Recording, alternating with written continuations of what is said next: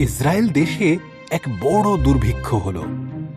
এলিমেলক, নয়মির এবং তার পুত্র সন্তানেরা মোয়াব দেশে গেল খাবারের খোঁজে।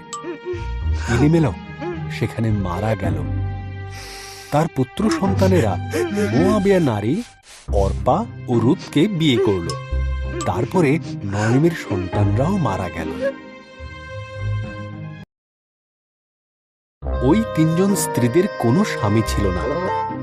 ইসরায়েলে যখন দুর্ভিক্ষ শেষ হলো, নয়মি দেশে ফেরার সিদ্ধান্ত নিলেন। তোমাদের ঘর।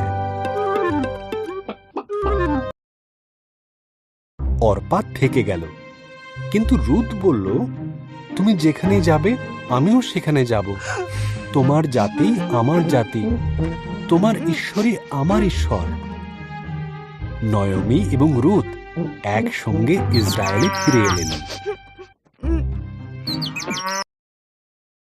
ইসরায়েলে তখন ফসল কাটার সময়। নয়মি রুথকে বলল, মাঠের মধ্যে যে শস্যের বীজগুলো পড়ে আছে সেগুলোকে জড়ো করতে। মাঠটি ছিল এলিমেলকের আত্মীয় বয়সের। বয়স রুথের সঙ্গে কথা বলতে এগিয়ে এলো। বয়স বলল, নয়মিকে তুমি খুব সাহায্য করলে। নিজের ঘর ছেড়ে আসা খুবই কষ্টকর। ঈশ্বর তোমার মঙ্গল করুন। তিনি রুথকে খাবার দিলেন এবং তার কর্মচারীদের বললেন তার উপর নজর রাখতে। রুথ নয়মিকে সমস্ত ঘটনা বলল। নয়মি হাসল এবং বলল, যখন কেউ মারা যায় তখন তার নিকট আত্মীয় তার পরিবারকে যত্ন করে।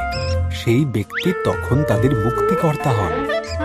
বয়স আমাদের মুক্তিকর্তা, তার কাছাকাছি থেকো। তাই রুথ বয়সের কাছাকাছি থাকতে লাগলো। সে রুথকে প্রতিদিন আরো বেশি করে পছন্দ করতে লাগলো। বয়স এলিমেলকের জমি কিনে নিল আর নয়মি এবং রুথের যত্ন নিতে শুরু করলো। তারপর সে রুথকে বিয়ে করার প্রস্তাব দিল। রুথের একটি পুত্র হল, যার নাম ছিল ওবেদ। ওবেদের পুত্র ছিল যিশয়। যিশয়ের পুত্র ছিল দাউদ এবং এই দাউদই হয়ে উঠলেন ইসরায়েলের মহান রাজা। তাই বয়সের প্রার্থনাতে ঈশ্বর রুথকে আশীর্বাদ করলেন।